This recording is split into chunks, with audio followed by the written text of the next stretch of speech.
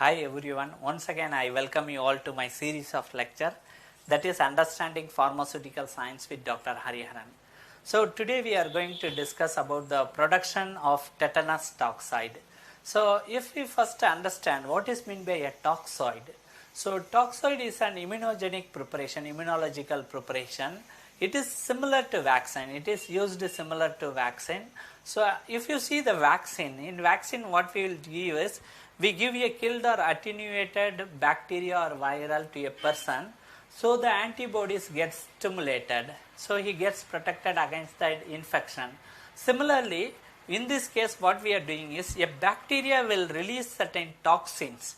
So this toxin is given as an antigenic preparation to the person, so he will be protected against that infection, against that particular toxin. So that's why the toxoid are generally used as an vaccine. So if you see how it is prepared, it is an immunological preparation. So it is prepared by incubating this toxin with a formaldehyde solution, that is a formalin solution. So during this incubation, what happens is, this formaldehyde destroys the toxic property of this toxin. So it destroys the toxic property, but it holds the antigenic or immunogenic property. So because of this immunogenic property, it stimulates the immunity of that person. So that's why these toxoids are generally administered before, once the person gets exposed to a particular organism, until it grows and produces the toxin, it is administered, so the body will capable of, in such a manner that it produces enough toxin, enough antibodies to neutralize this toxin. So in this lecture we discuss about the tetanus toxoid.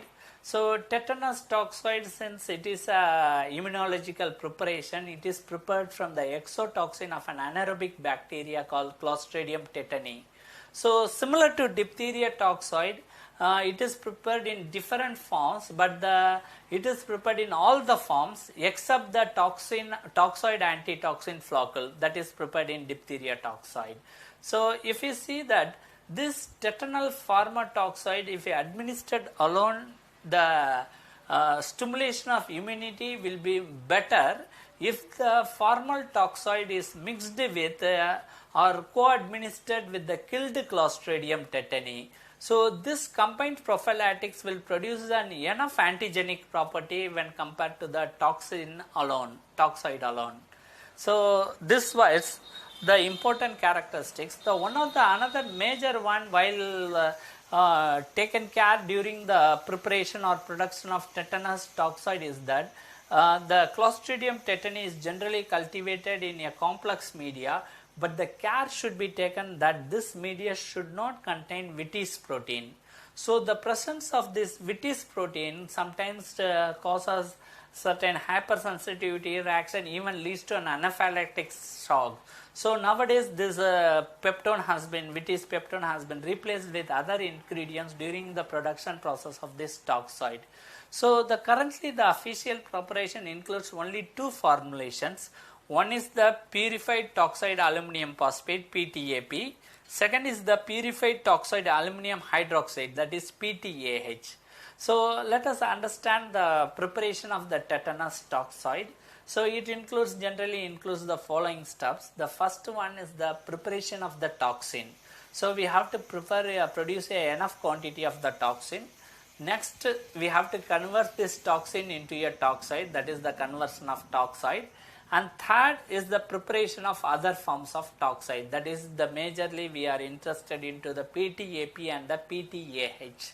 So let us understand the preparation of the toxin. It is almost similar to that of the diphtheria toxoid. What we will do is, we cultivate the suitable strain of Clostridium tetani into a broth medium, so which is generally devoid of this Vitis peptone or any other ingredient that can sensitize the patients. So next we will incubate it in optimal condition, because Clostridium tetani is an anaerobic bacteria. So it should be grown in an anaerobic condition at a particular temperature, until it produces enough quantity of this exotoxins. So since the bacteria produces this exotoxin, that is the toxin is secreted into the broth medium. So it comes into the liquid media. So next what we will do is we will filtrate it to remove the bacteria from the toxin which is excreted into the liquid with the help of a paper pulp or any fibrous pad or ceramic candles. So because of this conversion to because of this we get the purified toxin in large quantity.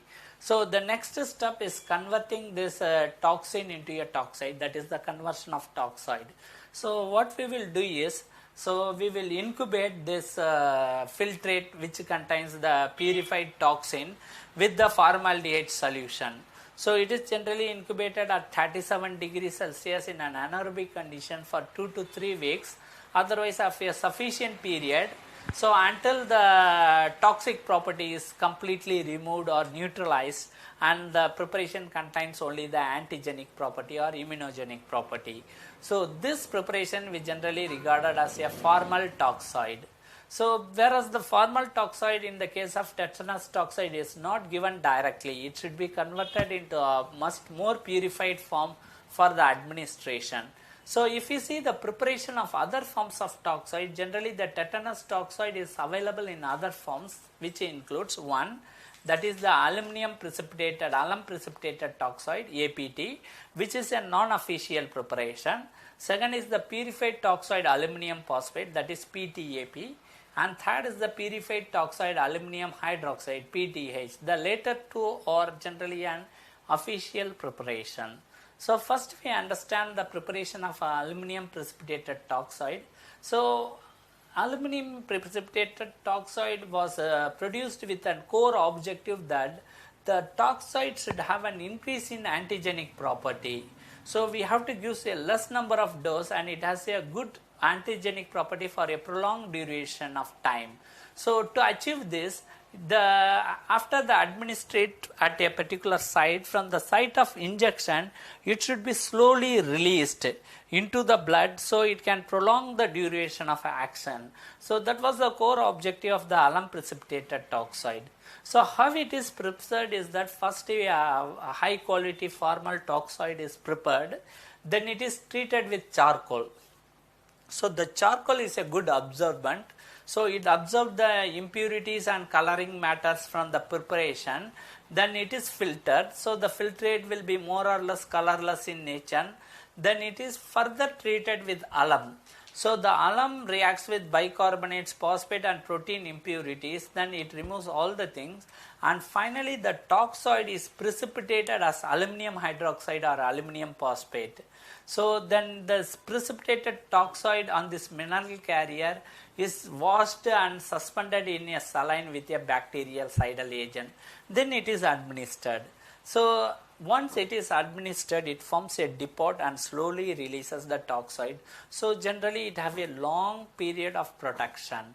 So whereas the alum precipitated toxoid is generally a non-official preparation, still it has its advantage.